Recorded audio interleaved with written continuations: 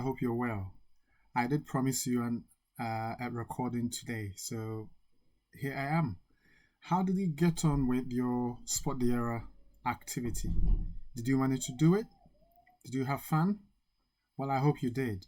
So, this week's Spot the Era activity was about company valuation.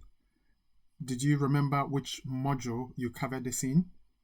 So this came up in your compulsory financial markets module. And I think you had a good time with Sri talking about cost of equity and the valuation of shares. So in this activity, you were given the bit of the spreadsheet on the top here, valuation of F Limited. I'll just say Fanco Limited. We were given some of the inputs for the capital asset pricing model. Did you see that? Right, so you were given the risk-free rate of return, the beta, the market return, and then you were given the average PE ratio, which could be very useful as another basis of value in a firm. Okay, so you were given that, and then you were given the historic dividends per share for 5 years, right? So 5 years there. And then, the bits in yellow here, I hope you realized, were the bits that the accountant or the finance personnel of this firm had already completed. So if we just double click that, you can see that they've tried to calculate the dividend growth rate, and they've also calculated the cost of equity, right? So we had these two calculations here to verify first, and then thereafter these two were going to be the inputs for the calculation of the price of the company, the price of the share of the company using the dividend valuation model. So a quick debrief there. If you were me, then probably what you would say is, how did they value the price of the company? If they use the dividend valuation model, then that means they use that formula, that familiar formula, which says price is the present value of future cash flows. And the present value of future cash flows here will be the present value of the anticipated dividends that the shareholders will receive. So we would go the most recent dividend, let's call it D, multiply that by 1 plus G, G being the growth rate, and we discount that by the difference between the cost of equity and the growth rate. So you would have seen this formula time and time again in your financial markets module. So this is where they will be if they wanted to use a dividend valuation model. Okay, so they needed the historic dividends, the most recent dividend, which we already know here is 37p. They needed to have an idea about how this dividends will grow. And from what they've done here, you can see they've tried to calculate what the historic growth rate, the constant growth rate in dividends have been over the past 5 years, right? So they've calculated that as the geometric growth rate here, there. So we need to verify if they've done the right thing. And once they know the G, they will put it back in here. And then they also needed a cost of equity. The cost of equity, we can see, because of the inputs that we've been given here, we can only calculate the cost of equity using the capital asset pricing model. So again, they've done that calculation, and we need to verify that. Once we have the G and the KE, we will pick the dividends, put it back in this formula, and we'll be able to verify if this number is right. Okay, so that's the first valuation that they've used. They've also tried to use the price earnings ratio method. Again, if you remember, or if you don't, let me just repeat it. If you wanted to value a company using the PE ratio, then what you need is you need the benchmark or the factor that you think is most relevant to the company you're valuing. So the relationship between the price and the earnings per share of companies that have been sold in the past. Okay, so the question, or if you like, the benchmark that has been picked is 15.7. And to use that, all you need to do is you need to multiply. If I just say it here, so if you want to use the PE approach, then the price will be equal to the PE factor that you've picked, PE, multiplied by the earnings per share of the company you're valuing. So all we need is the earnings per share of Fanco Limited, and we will multiply it by this benchmark of 15.7. Right, so that's all that you had to do for task 1, right? We needed to verify the bits in yellow and check if the computations were correct. So let me just come down here and show you my answer. I spotted a few errors. Well, the first error I spotted was with regards to the calculation of the dividend growth rate. Okay, to calculate the dividend growth rate, you have to find the rate of change, or if you like, the growth in the dividends over the past 5 years. To do that, we need to calculate the geometric growth rate. So we know there are 5 years involved here. So if you wanted me to show you, I'll just count. I'm using the count function in Excel, and I'm saying count the numbers in here for me, please, Excel. And Excel confirmed that, yeah, there were 5 years. To calculate G, if we have 5 years, then the dividends would have changed 4 times, isn't it? So if you have 5 things in a sequence and you want to calculate the number of times that they've changed, the number of times they've changed will be n being the number of items minus 1. Okay, so if we have 5 years, then the rate of change would have occurred 4 times. So we would say n minus 1. So my n minus 1 there is whatever number I have here minus 1. And that should be 4. To calculate the geometric growth rate, I would have to say, what is the last number in the sequence of dividends, right? Divide that by the first number in the sequence, and I raise that to the power of 1 divided by the number of times that is changed, and I subtract 1 from it. Okay, let's do that again. So last number in the sequence divided by first number in the sequence to the nth root, the nth root being the 4th root. And to do that, right, it's the same as raising that to the power 1 over 4. Okay, so I raise that to the power 1 over the n minus 1. Because I want it as a decimal, I subtract 1. And of course, that should be 5.38%. We can see that is a bit different. It's like ever so different from the G that they had calculated.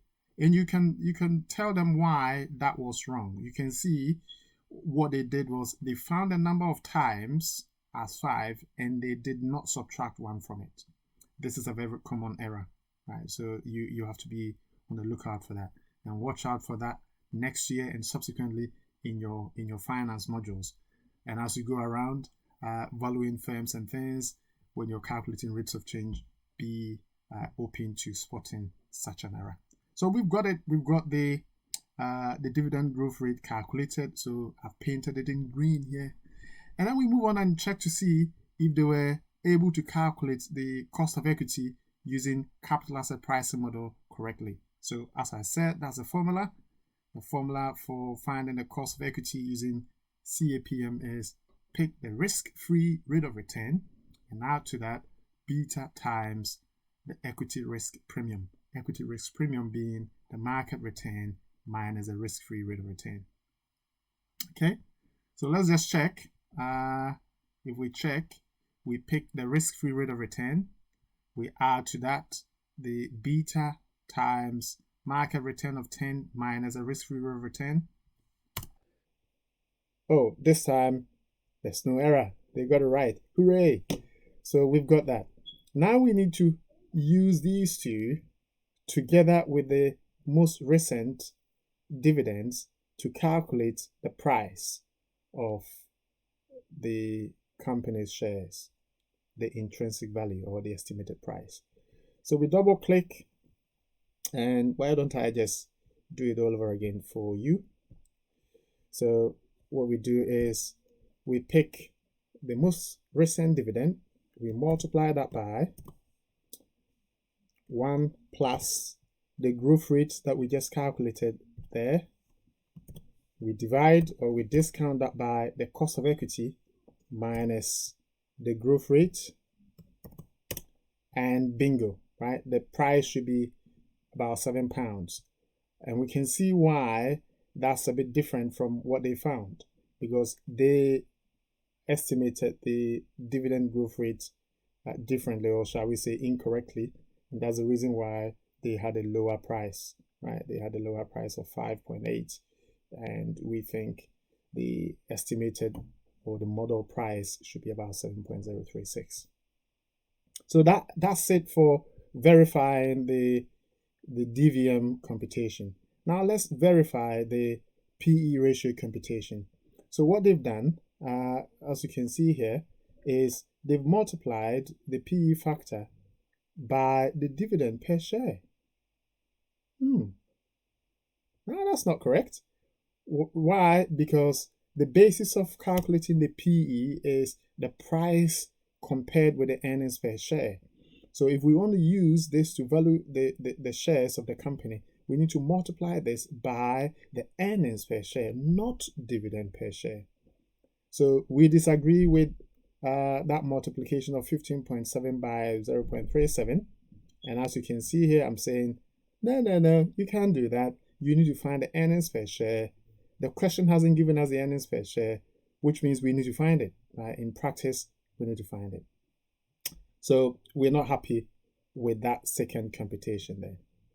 Well, the second part of your activity was to list the sources and types of data that you would need when you're verifying the accuracy or the reliability of all the inputs that have been used there.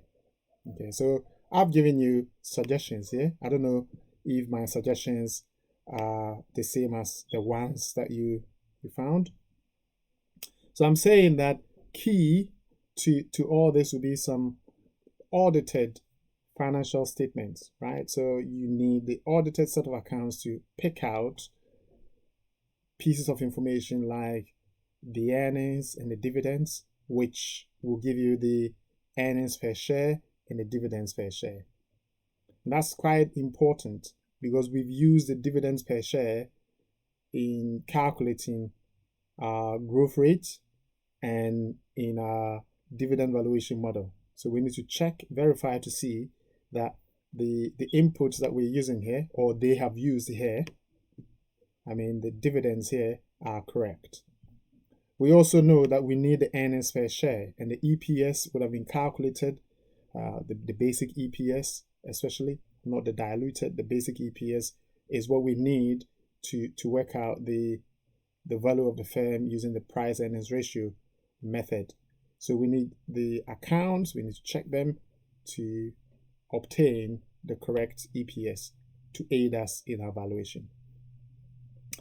In the CAPM estimation, capital asset pricing model calculation, we needed to rely on things like the risk-free rate of return, the beta, the market return.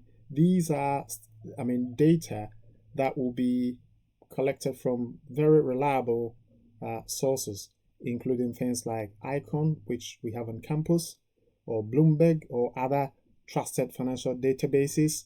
We're looking for things like the base rates, the historic share prices, and the historic market returns.